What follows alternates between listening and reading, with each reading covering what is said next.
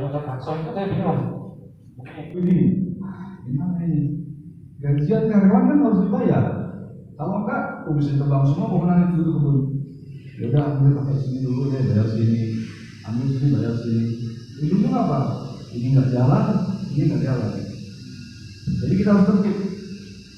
Kalau kita bisnis, punya uang 200.000, udah kelola 200.000, ada untung 10.000, udah diemin dulu.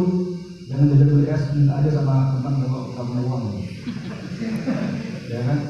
Jadi kalau memang udah itu bisa, misalkan dari uang 200.000 modal kita tadi, ya kan? Itu sudah jadi 600.000, ya bolehlah pakai 5.000 rupiah. Tapi itu dikembangkan terus dan jangan dicampur dan jangan merasa kita udah sukses nih, gitu. Jangan, karena apa? Dalam bisnis itu kita harus tertib administrasi dan jangan gak enakan. Aduh, gak enak, sama satu mau lagi. Thank you gitu. Kadang-kadang orang itu lupa dia pernah beli sama kita. Triknya gimana? Pak, kemarin itu kita lagi produksi produk A nih, mau pesen lagi ya? Orang itu kan akan ingat kan, belum bayar. Tapi kadang-kadang pura-pura bayar gitu. Nanti kita kasih itu, Pak, ini tadi ya, baru kita ingat Pak, nanti ada yang sebelumnya belum ditransfer. Iya ya, bilang gitu kan, iya Pak, ini bukunya belum ditransfer. Jadi kita harus strict, jangan merasa nggak enak kalau orang dalam bisnis. Kalau kita nggak enakan, banyak yang senengan. Banyak senengan. Dia beli sesuatu sama kita ambil. Jadi gitu ya. Jadi dalam bisnis itu kita harus pisahin antara uang pribadi sama uang bisnis. Gitu. Ini bagian latihan juga, bagian memanage keuangan kita. Karena banyak yang gagal dan hancur gara-gara bisnis ini.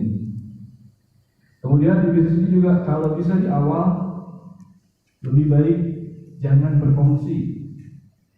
Walaupun sebenarnya dalam Al-Quran dijelaskan kalau kita bermuamalah itu akan lebih banyak manfaatnya. Tapi kalau kita semua yang ikut dalam di situ nggak kuat iman, setannya masuk. Jadi bagian-bagian syariat dalam agama itu harus diterapkan. Perjanjian tertulis. Al-Quran itu sudah menjelaskan semua dari itu. Hadis juga udah banyak yang menjelaskan bagaimana kita memulai usaha bersama, bisnis bersama, itu udah banyak sekali. Tinggal kita mau atau enggak gitu. Kadang-kadang kita cuma merasa kayak enak lah, nggak usah kayak surat bulan itu lah, nggak usah pakai tulis-tulis itu lah. Utang ya udah biar aja nggak apa-apa gitu nanti kita. Tapi kadang-kadang kalau itu udah sifatnya bisnis itu aku catat semua. Misalkan simpulan pinjam berapa catat, kalau udah suratnya. Kenapa? Itu yang akan menjadi bukti otentik. Kenapa? Karena dalam bisnis itu setan nggak diam.